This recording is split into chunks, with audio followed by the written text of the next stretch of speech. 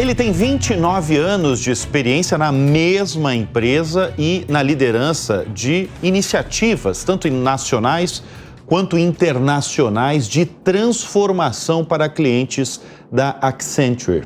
Semanas atrás, a empresa inaugurou o primeiro estúdio de inteligência artificial da América Latina, em São Paulo, num projeto que se soma com outros 24 espaços espalhados no mundo, que propõe discutir com executivos, líderes, as aplicações da AI, da inteligência artificial, nos mais variados setores. Esses estúdios, mais de 2 dezenas, fazem parte aí de um investimento de 3 bilhões de dólares previstos até o final de 2025. Nós vamos receber neste bloco o presidente da Accenture, tanto no Brasil quanto na América Latina, que é o Rodolfo Eschenbach. Obrigado pela presença aqui no estúdio. Obrigado a você pelo convite, Bruno. Um prazer estar aqui. Rodolfo, uma pesquisa realizada por vocês recentemente mostra que mais da metade, exatamente 52%, dos líderes empresariais afirmam que não estão totalmente preparados para responder à mudança que enfrentarão nos negócios. Vamos vir para o Brasil. Qual que é o maior dilema hoje dos líderes no país? Eu acho que o que está acontecendo, e não é só no Brasil, é um fenômeno mundial, a velocidade da transformação é muito rápida hoje. Se você pensar, por exemplo, esse tema de IA generativa, há um ano atrás praticamente não se falava. E esse negócio hoje está uma realidade, está em um monte de clientes. Então, a velocidade está muito maior. Não necessariamente as empresas têm capacidade de se adaptar a essas mudanças rapidamente. Então, eu acho que esse é um dilema que, vamos dizer, deixa todo mundo preocupado. E quando a gente fala de adaptar, não é só comprar tecnologia. Porque todas as transformações que veio, o mundo digital, o tema de cloud, o tema de dados e agora o tema de inteligência artificial, não é botar tecnologia, mas é preparar a empresa para isso. O que é preparar a empresa? Obviamente ter uma base de tecnologia, mas como eu garanto que meus dados são bons? Porque eu começo cada vez mais a tomar dados. Como é que os dados são limpos? Como é que as minhas pessoas saibam como vão usar e estão preparadas para usar e para preparar essa inteligência artificial?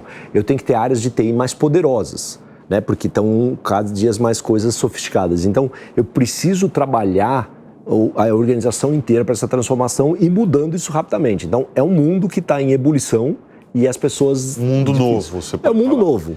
Mas você sente, você que está em contato direto com as lideranças, que muitos, talvez, ainda não sabem direito como aplicar nos negócios? Tem muitos.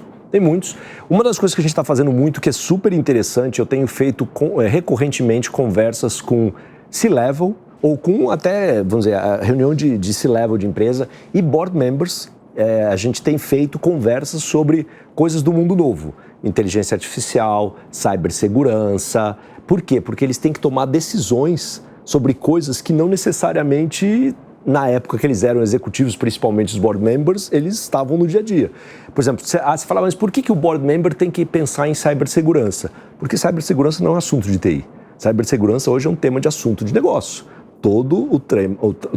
Todas as vulnerabilidades que você põe, obviamente, o mundo antes que era fácil, você tinha um firewall, você bloqueava, as pessoas não entravam. Hoje, com o celular no site, o teu mundo está aberto, é um caminho de entrada. Então, isso é um risco para a empresa. Por exemplo, o tema de GenAI, você já deve ter ouvido falar de os modelos alucinarem. Não sei se já ouviram essa palavra, mas, quer dizer, você faz modelos e eles podem tomar decisões erradas e propor decisões erradas. Se ele começa a propor decisões erradas para o seu cliente, é culpa da empresa. Como é que os executivos tomam decisões se o modelo está pronto ou não para olhar?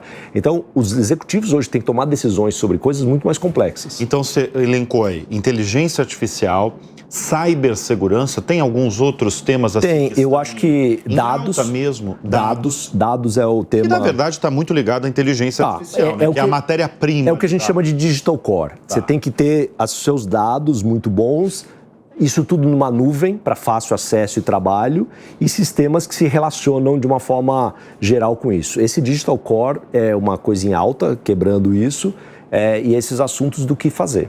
O que a gente acha é que a inteligência artificial vai ganhar espaço mas ela vai ser o que a gente acredita sempre no homem e na máquina. A gente não acredita só em máquina. Então a gente acha que vai ter uma revolução nos profissionais. Aquele medo das pessoas, porque eu falo muito sobre inteligência artificial aqui nos programas, inclusive, eu até acho em janeiro de 2023, quando a Microsoft colocou lá os 10 bilhões na OpenAI, né, o laboratório por trás do ChatGPT, o mundo acendeu e muita gente ficou com medo. Na verdade, virou conversa de boteco até, porque as pessoas ficaram com medo de perda de postos de trabalho. Vocês não acreditam nisso? Vocês acreditam, então, numa transformação no posto de trabalho? Sempre vai... Eu não sei se você lembra, uns 10 anos atrás, quando começou essa história de tecnologia digital, também o mundo ia mudar, ia ter um monte de... Assim, a conceito de transformações. Obviamente vai ter perdas de trabalho, mas vai aparecer um monte de coisas novas. A pergunta é, a sua empresa ou as pessoas estão preparadas para essa nova mudança? Por exemplo, tem um novo dado agora, engenheiros de prompt. Isso não existia há 5 anos atrás ou 3 anos atrás. Agora, está todo mundo preparado? Não, você tem que começar a se atualizar. Então, eu acho que uma coisa é, não só as empresas, os profissionais vão precisar se atualizar muito mais. Então, eu acho que o que vai ter é muito mais uma mudança e surgir novas oportunidades. Todas essas mudanças são oportunidades. Você é um executivo que pode falar isso com propriedade, Rodolfo, porque você lidera um exército aí de 42 mil pessoas, 42 mil pessoas na América Latina. Na América Latina, fazendo serviços para os nossos clientes. Pois é, e além desses 42 mil profissionais, você tem os clientes. Tem. Né, que você treina as centenas, milhares de profissionais dos clientes. Hoje, o que é fundamental para um profissional, Rodolfo? Eu acho que a capacidade ou a vontade de aprender, eu acho que se atualizar é uma das coisas que eu acho que a gente criou um programa na Accenture que se chama Technology Quotient, que é o seguinte, todo mundo tem que estar letrado em coisas novas. Obviamente, um cara de AI, né, um engenheiro de AI e tal, ele tem que ser profundo, mas 100% das minhas 42 mil pessoas tem que ter conhecimento básico do que é AI, para falar e como aplicar nos projetos. Então, a gente vai fazendo esses programas para as pessoas estarem atualizadas.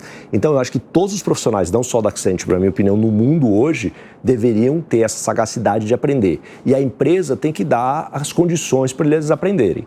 Mas se o profissional não quiser aprender, não quiser entrar no mundo novo, ele não vai... Eu acho que aí a chance do que você falou vamos dizer, de obsolescência é muito alta.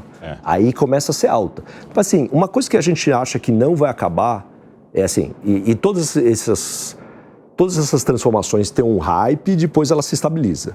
Né? E é assim, obviamente, como começou o GenAI, vai acabar tudo, não vai precisar de mais nada, e já está vendo que coisas são assim, por exemplo, criatividade. A gente não vai acabar com as agências.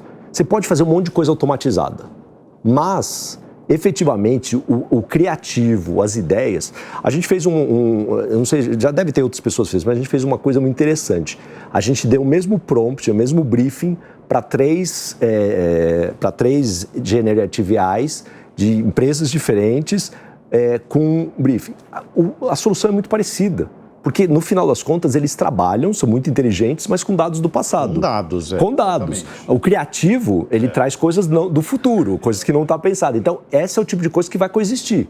Que o humano vai ser fundamental. Que o humano vai ser fundamental, numa outra qualificação. Exato. Você precisa ser mais criativo. Exato. Então, eu acho que a capacidade do humano aprender é importante. Bom, deixa eu falar dessa rede global aí de estúdios, né, que eu, no início deste bloco eu falei, incluindo aqui em São Paulo, né, em que vários líderes de empresas têm questões respondidas ao uso da AI para o crescimento das empresas. Em primeiro lugar, como é que funcionam esses estúdios? Né? Porque é um investimento bilionário, né? São 3 bilhões. O investimento não é só nos estúdios, o investimento é para tudo. O investimento tem estúdios, retreinamento das nossas pessoas que falei, e construção de ativos. A gente tem um monte de ativos que a gente vai construir para consumo próprio ou para vender para clientes. Então, é um investimento maior para tudo isso. E, obviamente, a gente tem que contratar pessoas com skills diferenciados que a gente não tem também. Então, esse é o investimento total. Mas os estúdios são uma parte disso. Por que a gente criou os estúdios? Eu acho que uma das coisas que também está mudando com cada vez mais, tipo de nuvem, esse negócio está terminando, é essa tecnologia essa dispersão de coisas. Antigamente era tudo muito monolítico, né? Se implantava um sistema. Hoje, com a história do AI e toda essa história, as pessoas estão tomando decisões e fazendo coisas nas empresas, nas áreas das empresas. E isso estava acontecendo na Accenture também. Cada um de nós estava fazendo isso. Então, a ideia desses estúdios é uma rede de 25, a gente já está no 15º ou 6º, mais ou menos, mas a gente está no mundo. Aqui foi há 3 meses atrás, mais ou menos, a abertura, e esses centros são todos conectados, para a gente garantir que cada um de nós, então você como cliente nosso, tem acesso às melhores soluções que estão acontecendo real time no mundo inteiro, porque é impossível cada profissional hoje saber o que está acompanhar tudo que está acontecendo. Não dá, assim, dia a dia surgem coisas novas no mundo, então essa rede está conectada para garantir que para alimentar todo mundo com o melhor, para que os nossos clientes tenham acesso ao que está acontecendo no mundo. E, obviamente, o Brasil é uma das geografias importantes da Accenture, então a gente recebe, mas a gente dá também. Então, coisas que a gente faz aqui, a gente dá. Então, é os dois lados que vai acontecer. Ô Rodolfo, como vocês se definem? Porque, desde que eu conheço vocês há muito tempo, é uma empresa de tecnologia, é uma fornecedora de TI.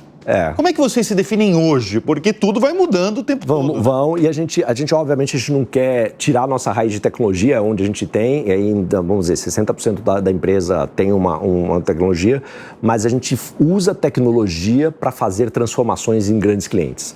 Então, a gente tem áreas como tecnologia, consultoria de processos, estratégia, a gente tem uma agência de publicidade, a gente tem uma área de operações que opera áreas financeiras, procurement de clientes, e a gente junta tudo isso à disposição do cliente para fazer as transformações. Então, essa é a nossa beleza hoje. Então, a gente se identifica hoje como uma empresa de transformação usando tecnologia para transformar os clientes e a sociedade. São quantos países? 110 países no mundo. 110? 110. Não sei se você pode abrir esse número, mas o Brasil, como é que está o Brasil na operação global? Ele é relevante. Eu não posso falar números específicos, porque a gente... só informações... Mas nesse mundo aí de 110 países, ele é relevante. Muito relevante. Ele é muito relevante. E como é que os americanos, como é que todo mundo está vendo o Brasil, o que está acontecendo, em termos até de inovação? A gente está super bem posicionado. Eu acho que a gente... Está tendo até uma mudança interna, mas eu posso falar que ele está no mercado. A gente, como Brasil, a América Latina, na verdade, o Brasil é super relevante na América Latina, é 70% do business, mais ou menos, mas a gente se respondia para uma região que era... A gente tinha 3 regiões no mundo, Estados Unidos e Canadá, Europa e o que a gente chamava de growth markets, que era todo o resto. A partir de 1º de setembro, a gente está indo para formar Américas, porque a gente acha que tem uma sinergia maior. Por que eu estou contando isso? Porque eu estou experienciando, eu estou liderando essa mudança agora pelo parte da América Latina, e eu estou experienciando as conversas que a gente está tendo com os americanos. A visão de 2 coisas super relevantes que eu acho que eles veem na gente. Uma é uma integração dessas práticas todas que a gente tem. Esse jeito latino de a gente integrar, fazer é super relevante. E como consequência disso, a gente tem coisas muito inovadoras que a gente faz no país diferente do que eles fazem lá.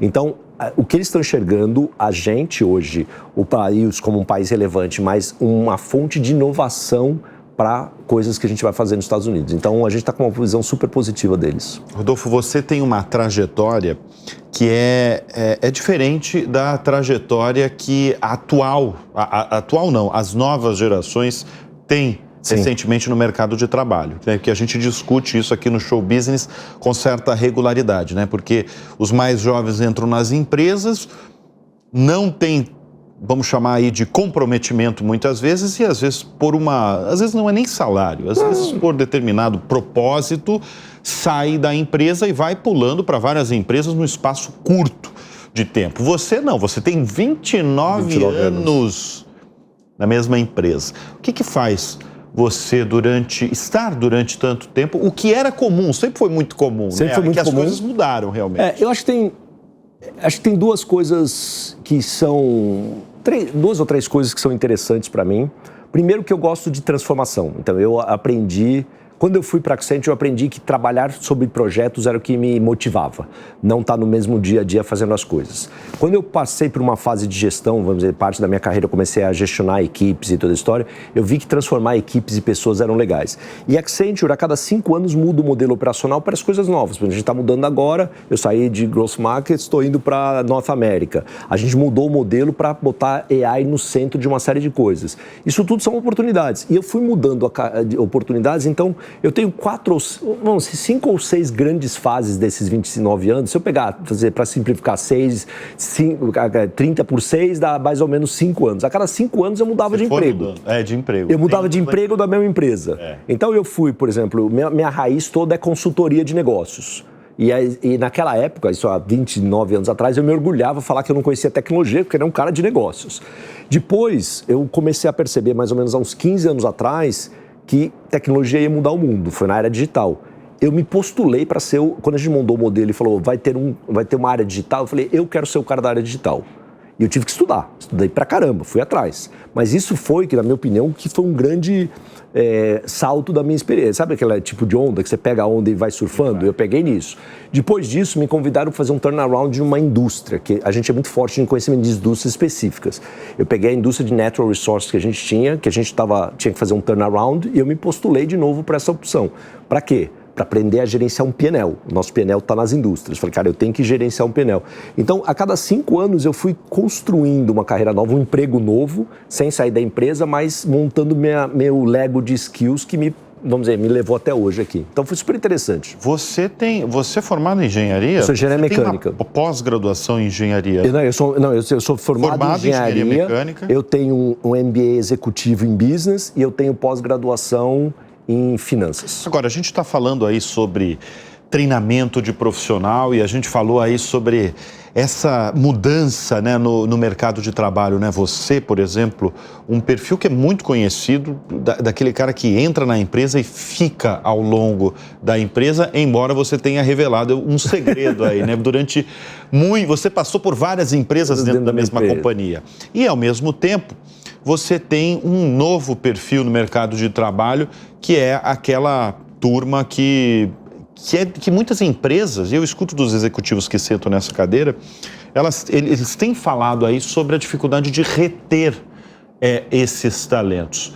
O que você acha dessa nova geração mesmo que está chegando no mercado de trabalho? Eu acho que é uma geração muito diferente do que a gente... Eu não acho que ela é melhor ou pior. Assim, eu acho que ela é muito mais preparada do que a gente era, sem dúvida nenhuma. Teoricamente, pelo menos de conhecimento e tal, muito melhor preparado pelo nível de informação e acesso que eles têm. Não necessariamente eles têm a prática, porque a prática, na minha opinião, vem com o tempo. Mas se eles se dedicarem, vem. E tem gente muito dedicada e faz. Agora, eu acho que a gente precisa, e a gente está pensando nisso há muito tempo.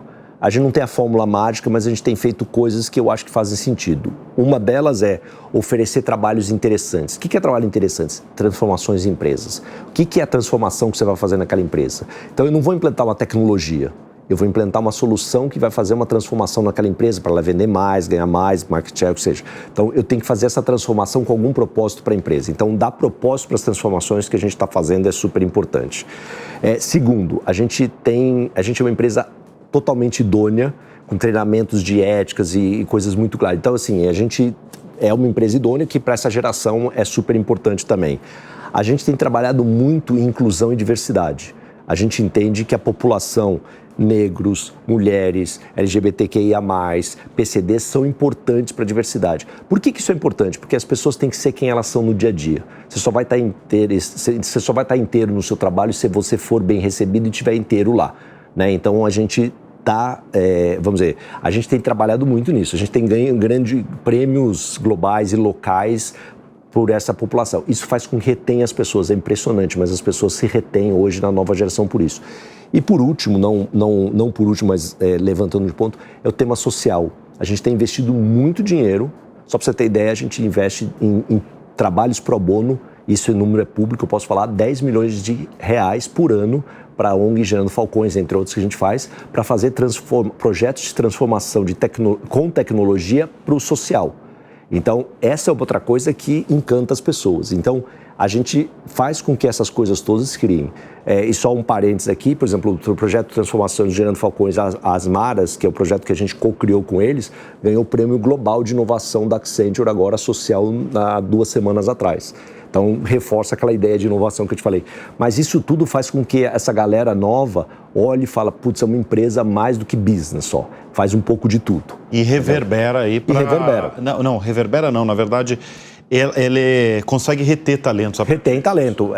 Agora, deixa eu chamar a atenção aí desse período que você teve, né, quase 30 anos na empresa, que você, durante um período, você investiu numa ação para contratar profissionais sêniores, né, acima de 50 anos, né? Sim. Por quê? Por que você teve esse foco ao longo da sua trajetória? Porque a gente acha, assim, primeiro, eu acho que o mundo de tecnologia, não é só na Accenture, é um mundo de falta de talentos, né? E assim, a gente tem talentos e todo mundo comprova que não tem talento suficiente.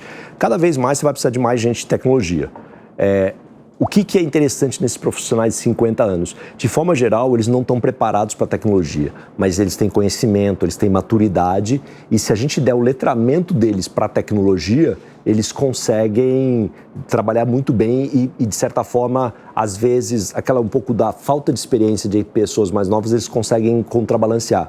Então, a gente tem um foco de 50 a mais para exatamente quase que uma segunda carreira. Até porque, assim, eu tenho 56 anos, né? E, assim, na época dos meus pais, eu já deveria estar pensando em botar chinelo e ficar em casa. Cara, não... E você está longe disso? Estou longe disso. Longe disso. Quer continuar? Eu tenho energia, assim... Eu acho que se eu ficar em casa de chinelo, minha esposa vai me separar, porque ela vai me matar, entendeu? A energia tem de monte. Então, a gente viu que falou, pô, tem muita gente aí que com 50 anos está com gás de começar. Então, a gente está investindo nisso bastante. E a gente tem isso, é muito bacana. Essa energia vem da onde? Como é que é o seu dia a dia, a sua rotina? Acho que a primeira parte é não ter rotina. Então, o meu dia a dia eu viajo muito, porque eu cuido de 6 países na América Latina. Brasil, eu sou presidente do Brasil, então eu opero o Brasil, mas como América Latina, a gente tem operações no Chile, na Argentina, na Costa Rica, no México e na Colômbia. Então, eu olho essas operações e eu tenho que estar lá assim, 2, 3 vezes por ano. Então, é isso. Outra coisa agora respondendo, eu tinha que ir para Singapura, porque a base era Singapura, agora eu vou para os Estados Unidos, mas eu tenho que estar lá 2, 3 vezes, 4, 5 vezes por ano para as reuniões de Américas e tudo. E eu faço parte, pelo Brasil, ser uma grande geografia, pelo Comitê Global da Accenture. Eu também faço parte do Comitê Global da Accenture, que também uma vez por quarto está nos Estados Unidos. Então, a minha rotina de viagens é grande. Mas eu acho que algumas coisas da energia vêm eu sou um cara muito disciplinado. Então, eu faço ginástica 6 dias por semana. Assim, eu tô aqui, eu tô fora, eu faço ginástica, entendeu? Eu faço de manhã porque é o meu tempo. Eu acordo, faço, musculação, faço musculação. Eu gosto de fazer 2 coisas, musculação e pedalar. Eu pedalo numa boutique de pedal em São Paulo. Quando eu tô fora na praia, eu pedalo mountain bike. Então, esse é o que me limpa a mente. Então, é importante começar. Eu começo o meu dia com isso. Antes de olhar celular, eu olho isso. Então, eu vou para academia, eu vou para casa, eu começo o meu dia assim, porque aí eu já desopilo. E eu sou uma pessoa que eu preciso de fazer coisas energéticas para desopilar. E depois eu vou seja no escritório e cliente. Eu estou muito escritório e cliente, então varia essas duas. Realmente, dia de semana eu tenho uma rotina bastante diferenciada, todo final de semana eu estou em casa, todo final de semana. É família daí? É família. Mas sem celular, sem tela? Não tem celular, sem tela, mas assim, raramente eu trabalho. Eu trabalho domingo à tarde, para ser sincero, que eu limpo a minha agenda, olho uma série de coisas, mas assim, não é que eu chego em casa e fico trabalhando no final de semana. Sexta-noite, parou, eu vou trabalhar domingo à tarde para acertar a agenda e vou. E final de semana, não importa onde eu esteja no mundo ou no Brasil, eu tô sexta-feira, sábado de manhã, sexta-noite, sábado de manhã eu tô em casa. Qual que foi a característica que você acha determinante para a sua ascensão? E que você acha que é determinante para qualquer profissional de destaque numa carreira profissional? Eu acho primeiro, assim, é meio difícil falar, mas assim, eu acho primeiro é gostar do que faz. Acho que você tá se apaixonado do que faz. Eu acho que ser apaixonado é o que você bota energia, você bota vontade, você bota coração. Então, acho que essa é uma coisa que eu sempre fui apaixonado pelo que eu fiz. Minha esposa sempre brincou, porque assim, como a gente trabalha sempre por clientes, agora eu não entrego mais projetos no dia a dia, mas eu entregava projetos. Então, cada vez que eu entregava projetos, eu me via. Se era uma empresa de consumo, eu ia no supermercado ver como ela estava posicionado. Se era uma empresa de automóveis, eu ia na concessionária para entender o atendimento. Eu tinha que comprar carro daquela lá, da outra marca, para saber como era. Então, assim, eu vivo o cliente. Minha esposa ficava meio louca, né? Porque, nossa, só top produtos desse cliente. Então, viver essa compaixão é importante. Segundo, eu acho que sempre se botar no papel do outro, né? Assim, por que eu estou fazendo esse projeto? Por que eu estou fazendo a transformação para o cliente? Porque eu tenho que ter um propósito. Nesse tema de propósito é super importante. Cuidar do time. Acho que você tem que sempre ter um time bom. E cuidar do time não é babysitting, mas é botar uma barra e ajudar os caras a subir essa barra. Eu sempre sou um cara que eu tenho uma barra alta, mas eu não é para botar barra alta para o cara não transpor, mas como eu ajudo o cara a pôr. E eu tive pessoas que me puxaram na carreira, então acho que essa é a terceira coisa. E a última é, assim, estudar sempre, né? Acho que é estudar, não pode parar de estudar. Então, essas 4 coisas são. E talvez uma quinta, que eu acho que eu estou exercitando muito agora, e não só eu, mas todos os CEOs que eu converso exercitam, que é a capacidade de priorização. Assim, as horas do dia não são suficientes para tudo que você tem que fazer. Então, priorizar, foco. Vamos voltar a falar de inteligência artificial. Vamos lá. Você já usa a inteligência artificial para tomada de decisões? Eu uso como suporte à tomada de decisões. Suporte? Como suporte. Agora, com tantos clientes, você pode abrir o número de clientes no Brasil? Não. Isso é aberto? Não pode posso, abrir. Não posso abrir. São muitos clientes são nos mais variados setores. Sem dúvida.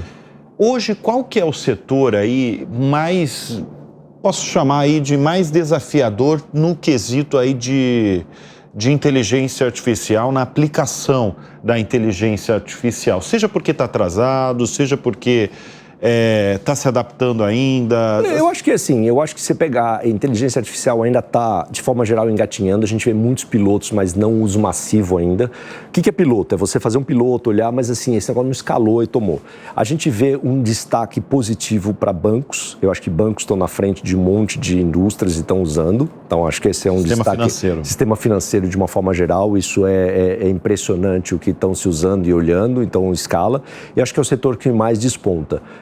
O resto eu acho que ainda está num papel de evolução ainda gradual, né? E eu acho que ainda não tem um setor de totalmente destaque aí não. Eu diria que o setor financeiro é o que está mais se destacando, é o que a gente vê uma demanda maior, mas eu diria uma mudança mais em larga escala. Os outros estão todos muito pilotos. Está todo mundo andando. Mas o quanto isso sai de um piloto com uma larga escala, o setor financeiro que está andando na frente. Mas isso eu falei no começo da conversa, né, Rodolfo?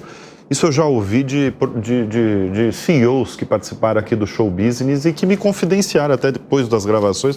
Falaram assim, tem muito empresário que sabe da importância da inteligência artificial, mas não sabe direito como vai aplicar no seu negócio. Esse é o desafio hoje. Isso tem acontecido. Muito. Porque eles acham que é botar uma tecnologia, não é tecnologia. Se seus dados não tiverem, vai ter uma decisão errada. Se você não souber fazer a pergunta correta, ele vai te dar uma resposta que não tem. Você efetivamente, você precisa pensar, uma coisa que a gente está trabalhando muito fortemente com os nossos clientes e falando é o que a gente chama de Responsible AI, que é o seguinte, qual a responsabilidade? Assim, esses modelos alucinam, né?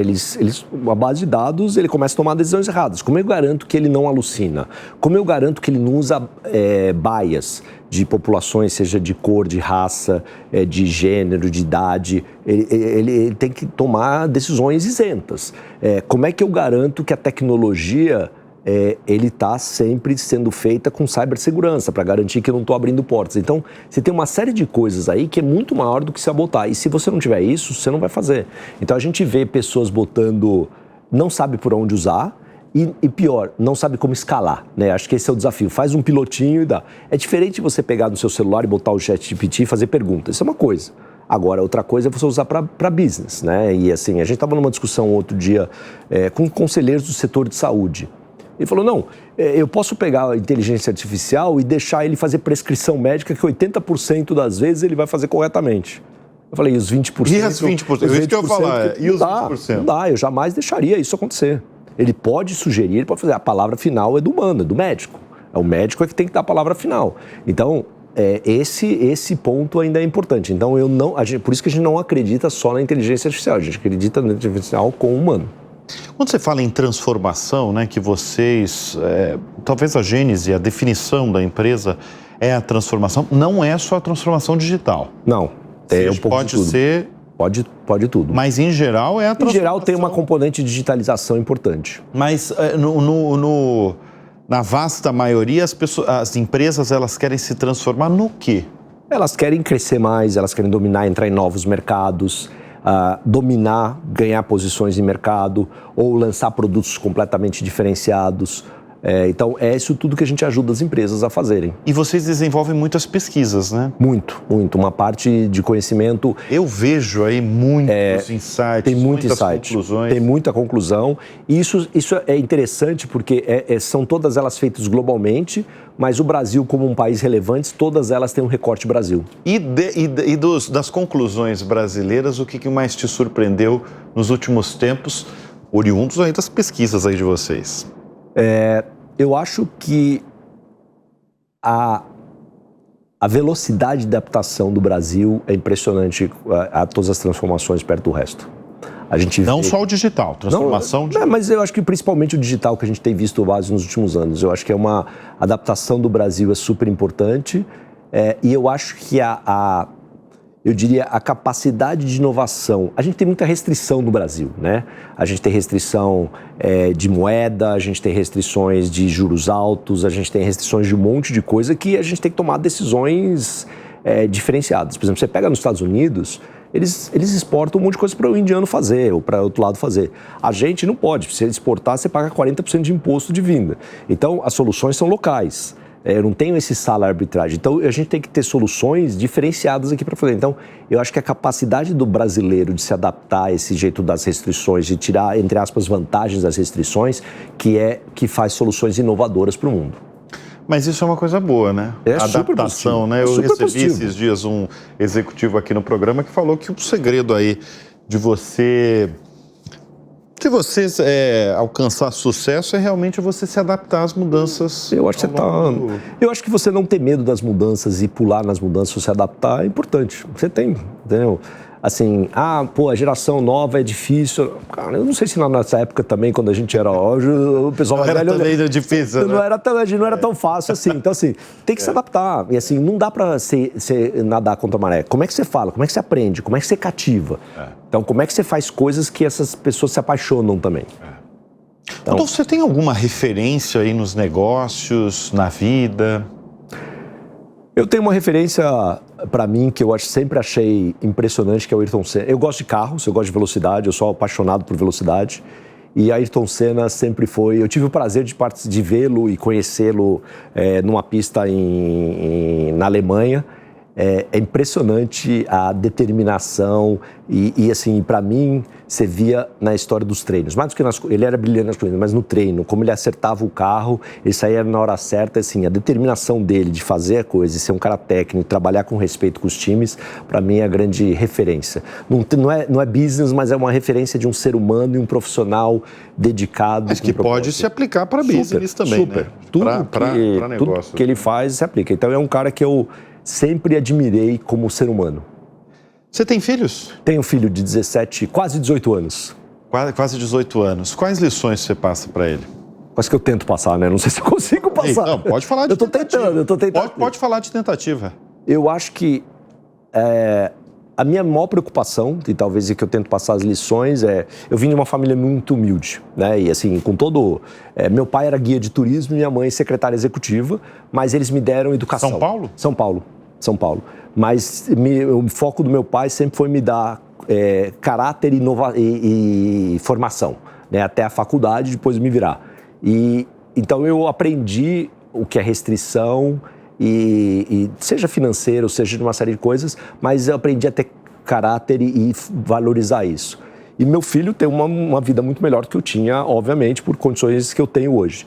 Como eu garanto que ele tem o mesmo caráter e valoriza as mesmas coisas, não materiais, mas de valor que a gente dá, é importante. Acho que esse é o que eu tento passar para ele no dia a dia, que as coisas não vêm tão fáceis do que são. E é difícil? É difícil. É difícil educar um filho? É difícil educar os filhos. É difícil. Não vem com manual de instrução. Não vem com manual. Você não pode desligar. É mais fácil comandar uma empresa com 42 mil profissionais? É mais fácil. É mais fácil. Não vem com reset, não tem botão de reset. Eles estão acostumados com videogame, né? O filho não tem botão de reset. Então, mas assim, eu acho que eu estou fazendo um bom trabalho e ele é um menino excepcional. Então, eu acho que a gente está indo no caminho certo. Rapidamente, como é que você vê os próximos 10 anos aí da empresa e desse exército aí dos 42 mil profissionais? Eu acho que a gente vai... Eu acho que a Accenture está num... Assim, a gente está no caminho certo porque a gente está fazendo essa transformação baseadas em uma série de, vamos dizer, skills e capabilities que a gente dá. E a gente continua inovando e vendendo. Então, a máquina de inovação, a máquina de coisas novas que a gente está fazendo vai possibilitar que a gente continue na liderança nos próximos 10 anos, eu acho, e esse é o nosso objetivo. E a tecnologia vai dominar o mundo. Assim, vai continuar, não dominar não é a palavra certa, desculpa, vai continuar sendo uma parte relevante cada dia mais do mundo. Tudo tem tecnologia hoje, tudo. Né? Assim, é impressionante. Você pega um carro, assim, tem tecnologia, você pega o que a gente está fazendo aqui, tudo isso aqui é digital. Exatamente. Então, assim, então a gente vai precisar. Então, a gente se posicionar nesse mundo é super relevante. Vai ser difícil, porque é muito rápido. Nosso desafio, não dúvida, é como é que você transforma uma empresa de 730 mil pessoas hoje, que a gente tem no mundo, continuamente. Não tem escalas no mundo para fazer isso. Então, não tem exemplos. Esse é o desafio que a gente tem. Muito bem, nós conversamos neste bloco com Rodolfo Eschenbach, presidente da Accenture no Brasil e na América Latina. Obrigado. Muito obrigado pela convite. presença. Muito obrigado pelo convite, é um prazer estar aqui.